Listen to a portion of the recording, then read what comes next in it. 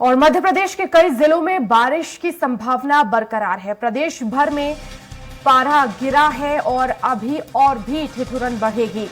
आपको बता दें कि कड़ाके की ठंड की चपेट में समूचा उत्तर भारत, कई जिलों में बारिश से अचानक तापमान गिरा। वातावरण में नमी से कहीं हल्का तो कहीं घना कोहरा छाया रहा और 6 जनवरी तक मध्य प्रदेश में ऐसा ही मौसम रहेगा।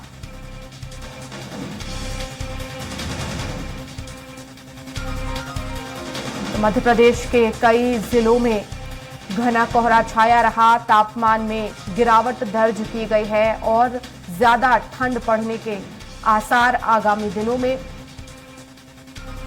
वातावरण में नमी से कहीं हल्का तो कहीं घना कोहरा छाया रहा।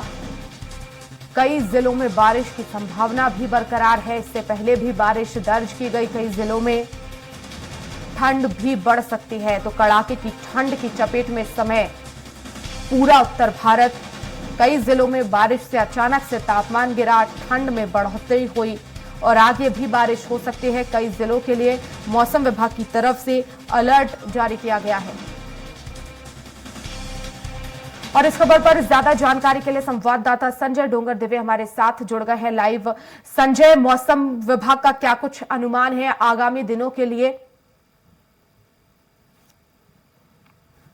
बिल्कुल वर्षा, देखा जाए तो हम कल रात से ही भोपाल में जो कल सुबह से तो छिटपुट वर्षा हो रही थी। कल रात को तेज वर्षा से कहीं ना कहीं एक बार फिर मौसम ने ठंडक, राजधानी वासियों को ठंड ने एक घेर लिया है। कहीं ना जिस प्रकार से हम देख रहे हैं कि अभी सूर्य देवता के हल्के से दर्शन तो हुए थे, फिर बाद में और बादल छाए हुए हैं। कल की मौसम की बात करी जाए तो जिस प्रकार से मौसम विभाग ने साफ कहा था कि प्रदेश भर में छिटपुट वर्षा होगी और कहीं कहीं ओले गिरने की भी संभावना बताई गई थी। तो जिससे पूरे प्रदेश में आज की बात की जाए तो आज से लेकर तो ये बताया जा रहा है 10 तारीख तक मौसम में ठंडक बनी रहेगी और 2 दिन तक इसी प्रकार से वर्षा होने की संभावनाएं बताई जा रही है।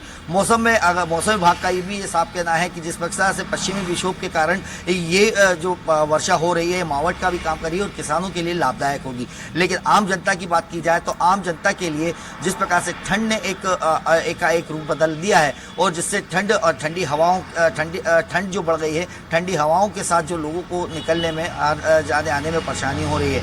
अगर वही बात की जाए जिस प्रकार से मौसम विभाग ने अपनी तो काम कर दिया था, मौसम विभाग ने पहले ही चेतावनी दे दी थी कि प्रदेश में ठंड का एक बार जोरदार असर देखने को मिलेगा।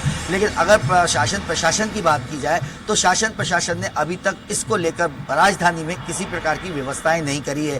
कहीं पे भी हमने यह नहीं देख पा रहे हैं कि जो गरीब आदमी कह लिया जाए या जो फुटपाथ पे रहते हैं या उनको बचाव के लिए बात की जाए तो उनको लेकर जिस प्रकार से जो आला जलाने की बात आती है वो अलाव जलाने को लेकर भी किसी प्रकार की व्यवस्थाएं नहीं की गई। यानी हम ये कह सकते हैं ठंड के आगोश पे पूरी राजधानी तो है ही, प्रदेश के कई क्षेत्रों में आज भी वर्षा होने की संभावना है और लगभग ये 10 तारीख तक इसी प्रकार का मौसम देखने को मिलेगा। बिल्कुल संजय, लेकिन आगामी दिनों के लिए भी मौसम विभाग के अनुसार जो है वो ठंड का अलर्ट जारी किया गया है और जैसा कि आप बता रहे हैं कि किसी भी तरह की अलाव की व्यवस्था नहीं की गई है और ऐसे में जो बाहर है बेघर लोग होते हैं, जाहिर तौर पर उन्हें इस कड़ाके की ठंड में काफी परेशानियों का सामना करना पड़ता है। आने वाले समय के लिए क्या कुछ व्यवस्थाएं करने की तैयारी प्रशासन कर रही है ताकि कोई जनहानि ना हो? कई बार देखते हैं ठंड से मौतें भी हो जाती हैं।